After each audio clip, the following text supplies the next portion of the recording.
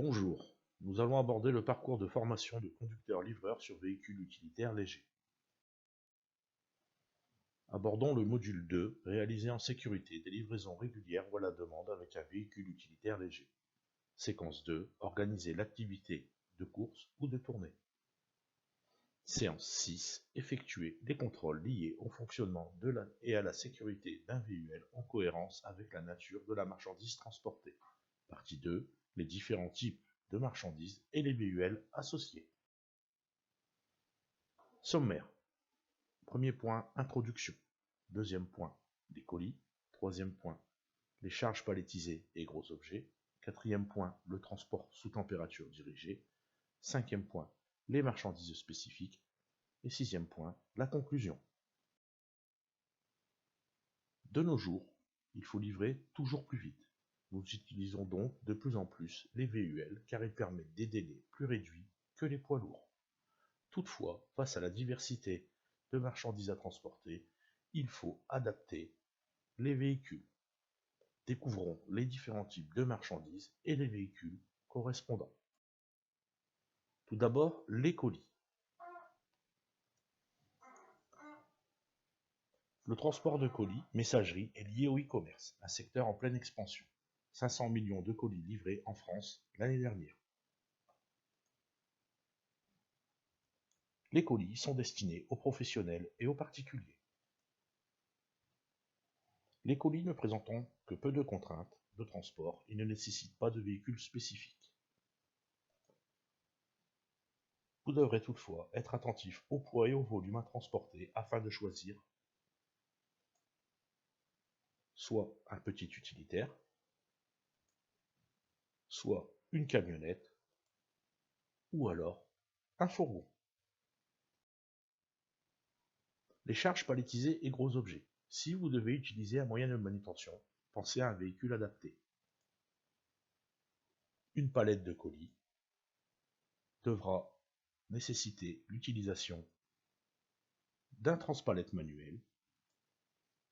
Nous opterons donc pour un fourgon avec haillons qui est très pratique pour manutentionner les charges palettisées et permet de ne pas utiliser de quai de chargement. Attention au respect des capacités de chargement et au poids vide avec haillons, le véhicule étant plus lourd équipé de ce dispositif. De même, si vous transportez des objets volumineux, optez pour un véhicule adapté. Les meubles ou les gros électroménagers demandent un grand volume de chargement. Nous opterons donc pour des fourgons de grande capacité, jusque 30 m3, pour transporter de telles marchandises. Le transport sous température dirigée. Que ce soit des poissons à moins 18 degrés en surgelé, des produits laitiers transportés de 6 à 8 degrés, de la viande de 0 à 4 degrés, des produits frais comme des fruits et légumes à 4 degrés, des plateaux repas de 0 à 3 degrés, ou des produits pharmaceutiques type médicaments à 5 degrés. Donc, nécessiteront un véhicule réfrigéré ou des caissons isothermes. Donc, le transport sous température dirigée ou température contrôlée est la logistique mise en place pour acheminer des marchandises qui doivent répondre à des conditions particulières de température. Donc, comme nous l'avons vu, les produits concernés sont en majorité des produits alimentaires, médicaux et vétérinaires. Il existe aussi des véhicules bitempérature permettant de transporter deux types de marchandises à deux températures différentes.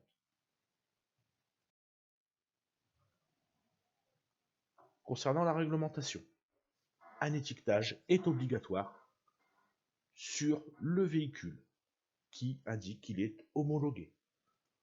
Donc, au bout de 6 ans suivant leur achat, et ensuite tous les 3 ans, les camionnettes réfrigérées doivent être soumises à un test de conformité technique afin de pouvoir continuer à rouler. Ce contrôle technique répondant à l'accord sur le transport des denrées périssables, ou ATP, sera réalisé dans l'un des 220 centres de tests français habilités par le SEMAFROID. La première lettre concerne le type de réfrigérant.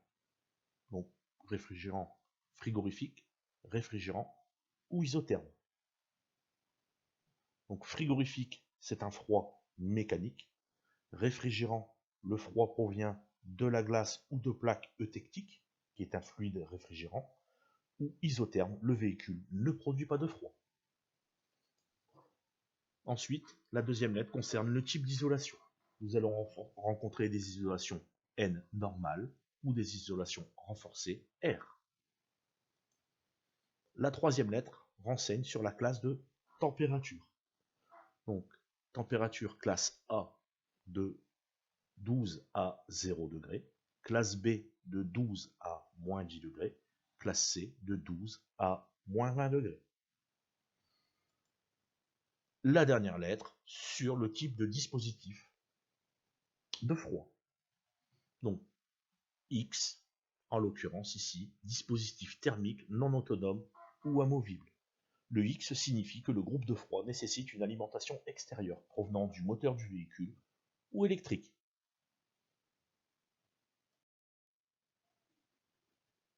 Le transport sous température dirigée.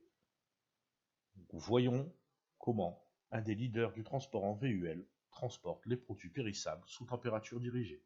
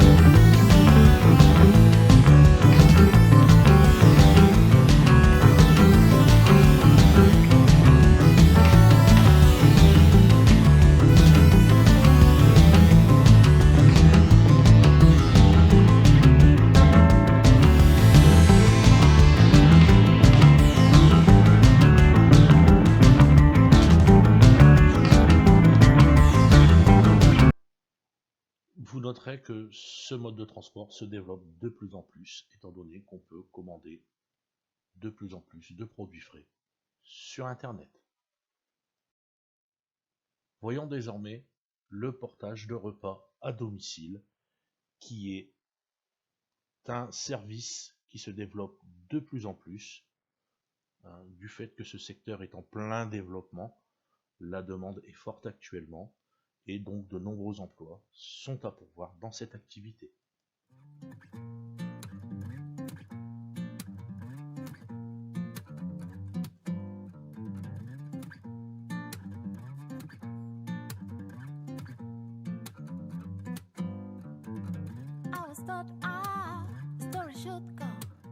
It's a race where I got strong. Now a sample as record. Fiche calamar, haricot beurre riz.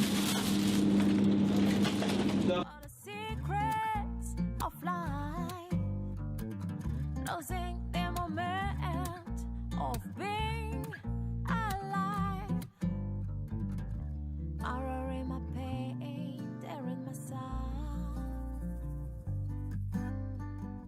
Eh ben, on a C'est- connu c'est ça pour- quand notre fille est née, hein. Oui.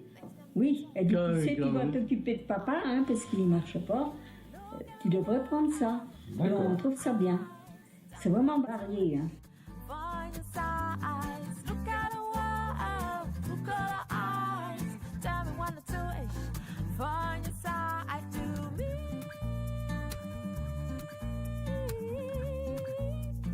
Find your size. Oh, ils sont C'est bien. bien. Ils sont bien. Oui, ils rangent ça dans le frigo, c'est bien. Ils font ce qu'il faut. Oui.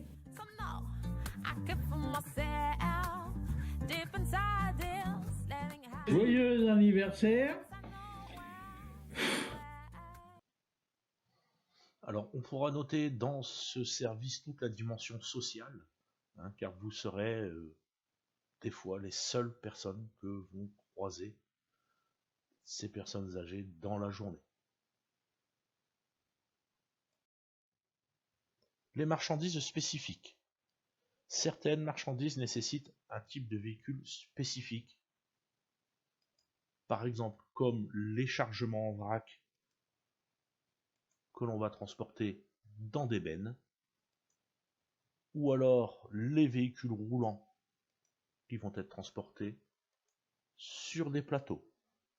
Grâce au châssis cabine, nous pouvons imaginer un bon nombre de configurations. Attention, encore une fois, à la surcharge, notamment pour les produits en vrac. Sachez que la capacité du véhicule ne doit pas dépasser 3,5 tonnes de PTAC, tout en sachant que 1 mètre cube de sable pèse environ 1,5 tonnes. Donc, il existe une grande diversité de marchandises à transporter. De nombreux aménagements de véhicules sont possibles pour transporter la marchandise en sécurité. Donc, le fret de type messagerie dans des véhicules de type fourgon, les gros volumes dans des caisses de 20 à 30 mètres cubes, les denrées périssables dans des véhicules frigorifiques ou des caissons isothermes, attention toujours au respect de la chaîne du froid, le vrac dans les bennes ou encore les véhicules sur des plateaux. Attention au respect des règles de circulation et en particulier à la surcharge. Vous êtes désormais capable d'identifier le véhicule désigné ou choisi en fonction de la marchandise transportée. Je vous remercie de votre attention.